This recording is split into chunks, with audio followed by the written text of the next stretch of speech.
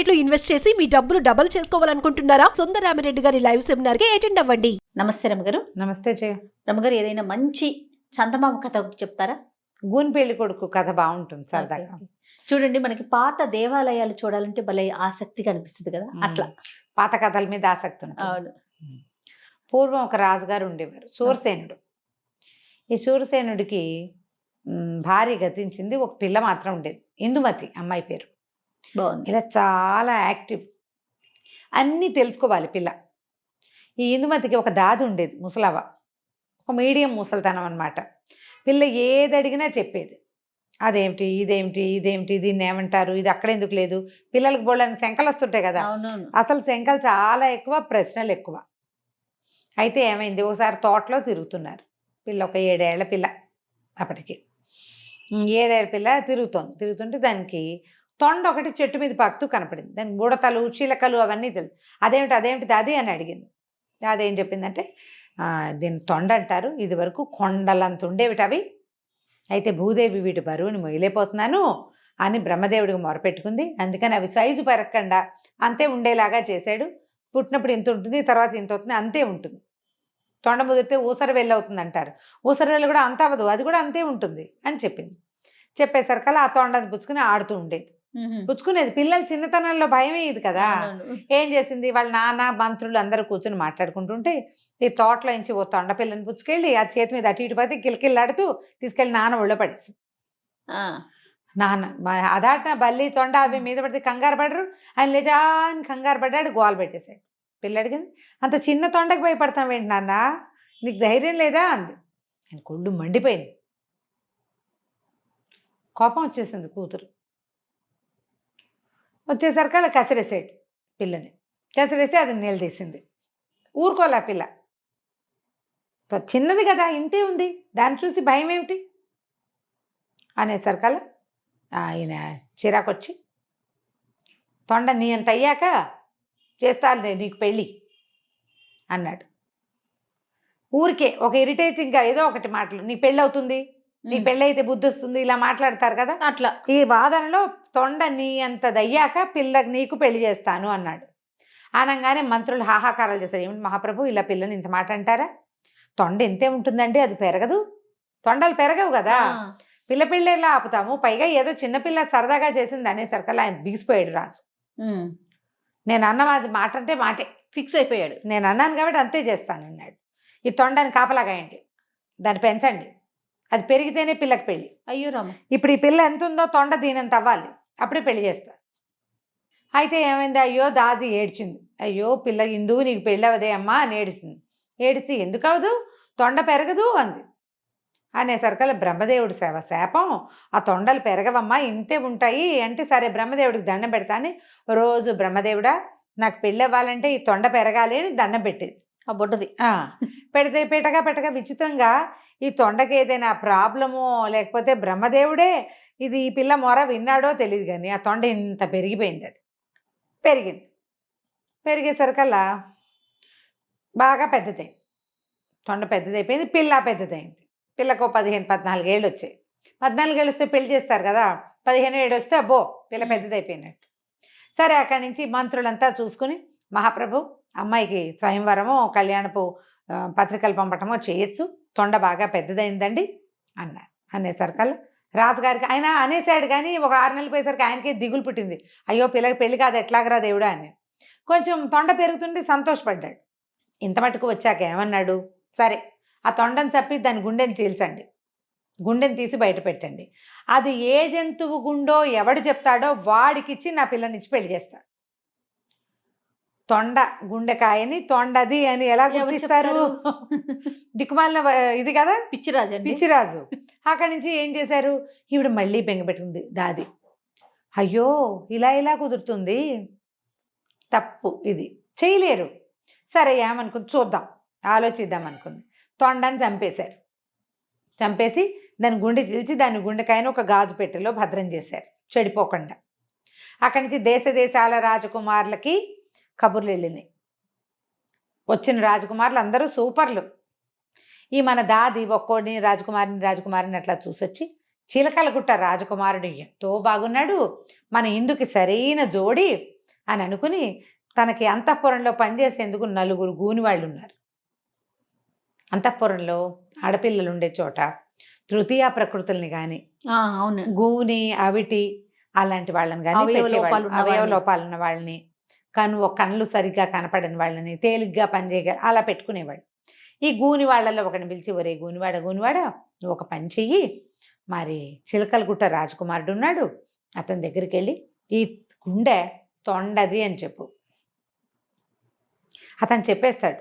మన రాజకుమార్తెకి వాడికి పెళ్ళైపోతుంది, పిల్లకి పెళ్లి గండం లేకుండా తప్పిపోతుందిరా, చిన్నప్పటి నుంచి బెంగ పెట్టుకున్నాను అంటే గూనివాడు నీకు బోల్డ్ అంత డబ్బిస్తా, నీకు ఏది కావాలంటే అది ఇప్పిస్తా, అసలు రాజకుమార్తో పాటు మనం వెళ్ళిపోదాం, ఆ రాజ్యం ఇంకా పెద్దది, హాయిగా ఉండొచ్చు, అరణపు వాడంటే మనకేం పనులు ఉండవు, మన పిల్ల పనులే మనం చేసుకోవచ్చు అని వాడిని ఒప్పించింది. ఒప్పుకున్నాడు. వెళ్తానని చెప్పాడు. కానీ వాడు వెళ్ళల. ఇప్పుడు రాజకుమార్తెని పెళ్లి చేసుకునే ఏకైక రహస్యం ఏమిటి? ఆ డబ్బాలో ఉన్న గుండెకాయ తొండది అని చెప్పడం. ఆ రహస్యం చెప్తే చిలకలు గుట్టవాడెందుకు, తన్నైనా చేయాల్సిందే పెళ్ళి. నేనే చెప్పి రాజునవచ్చుగా, కొత్త రాజుగారి ఇంట్లో గూని పనివాడిగా నేను ఎందుకు ఉండాలి అంతఃపురంలో? రాజు ఎవరికైనా ఇచ్చి పెళ్లి చేస్తాడు, అది నేనే చెప్పాలని భావించి వెళ్ళకుండా ఊరుకునేసరికల్లా మర్నాడు సభలో అందరినీ కూర్చోబెట్టారు. ఆ గుండెకాయ తీసుకొచ్చి అక్కడ పెట్టారు. ఇది ఏ జంతువుదంటే ఎవ్వరూ చెప్పలేకపోయారు. ఈ గూనివాడు అన్నాడు, మహారాజా నేను కూడా ప్రయత్నించచ్చా అంటే, ఎవరైనా ప్రయత్నించచ్చు అన్నాడు. నువ్వు పనివాడివి, నువ్వెందుకు ప్రయత్నిస్తావు అనలా. అనకపోయేసరికల్లా ఆ అబ్బాయి ఏమో చెప్పేశాడు. ఆ గూని అబ్బాయి హంప్ అనాలి, ఈ హంప్ కాస్త చెప్పేసరికల్లా ఇంకేముంది, రాజుగారు ఈ ఏ జంతువు గుండెకాయ అయితే వాడికి ఇచ్చి పెళ్లి చేస్తాను చెప్తాడో పెళ్లి చేస్తానని చెప్పాను కాబట్టి మాట అంటే మాటే. ఇక్కడ మాత్రం పట్టుకున్నాడు. మాట అంటే మాటే కాబట్టి పిల్ల పెళ్లి నిశ్చయమైపోయింది. రాజకుమారులందరూ తెల్లబోయారు. వివాహం చూసి వెళ్ళండి మీరంతా అని అందరికీ సకల రాజమర్యాదలు చేశారు. ఈవిడేమో తెల్లబోయింది. ఊరు దుంపదేగా, త్రాష్ట్రుడు ఇంత పని చేశాడు, ఇప్పుడు ఈ పనివాడు, పైగా గూనివాడు, పిల్లేమో అందమైన పిల్ల, దానికే ఇష్టమైతే వేరే కథ. వీడు దొంగ, ముందు వాడు ప్రవృత్తి సరైంది కాదు, వాడిది ప్రవృత్తి మంచిది కాదు. ఆవిడ ఏం చెయ్యాలో తెలియలా. సరే ఏమైంది, సరే పెళ్ళికి ఒప్పేసుకున్నారు. ఈ అంతఃపురంలోకి ఈ గూనివాడు వస్తుంటే ఆ మిగిలిన ఫ్రెండ్స్ ఉన్నారు వాడికి మొత్తం 4 కదా, వాళ్ళందరూ నన్ను అడిగారు, ఏరా నువ్వు రాజకుమారిని పెళ్లి చేసుకుంటున్నావు, మరి మాకు తగిన బహుమానాలు ఇవ్వు, మనం అందరం స్నేహితులం కదా అనేసరికి, నేను రాజు అవుతున్నాను, మీతో నాకు స్నేహం ఏమిటి, పోపోండి అన్నాడు. పొమ్మనేసరికల్లా వీళ్ళు 3 బిక్కమొహాలు వేసుకుని యువరాణి దగ్గరికి వెళ్ళారు. మరి మా స్నేహితుడు మిమ్మల్ని పెళ్లి చేసుకోబోతున్నాడు యువరాణి, మరేమో మాకు ఏమీ ఇవ్వనన్నాడు, ఏమి ఇవ్వను, అసలు మిమ్మల్ని ఉండనివ్వని భూమి మీద అన్నట్టుగా మాట్లాడేశాడు, మరి మీరు ఏదైనా మాకు ఇస్తారా అని అడిగేసరికల్లా ఈవిడేమంది, వాళ్ళతో పెట్టుకోవద్దు, నా పెళ్ళి అవనివ్వండి, నేను మీకు ఇంత కావాల్సినవి ఇస్తాను, మిమ్మల్ని మా దగ్గరే ఉంచుకుంటామని చెప్పింది. ఇంతలో ఏమైంది, మాటల సందడి వినపడుతోంది.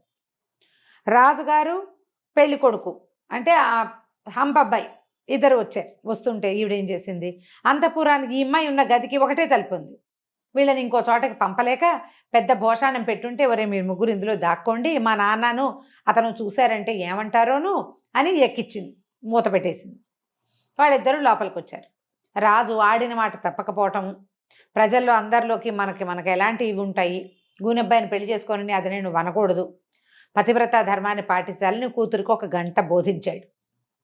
మనం చెప్పాం ప్రజల్లో ఒకటేసారి, మనం అందరికీ ఏమిటి వాళ్ళందరి ముందు ప్రమాణం చేశాను, ఆ ఏ జంతువు గుండెకాయ అని ఎవడు చెప్తాడో వాడికి ఇచ్చి పిల్లని పెళ్లి చేస్తానని, కుంటి గుడ్డి గూని ఎవరన్నా సరే వాళ్ళకి ఇచ్చేయాల్సిందే, కాబట్టి నువ్వు నా మర్యాద కాపాడాలమ్మాయి అని కూతురికి నచ్చ చెప్పాడు. సరేనంది.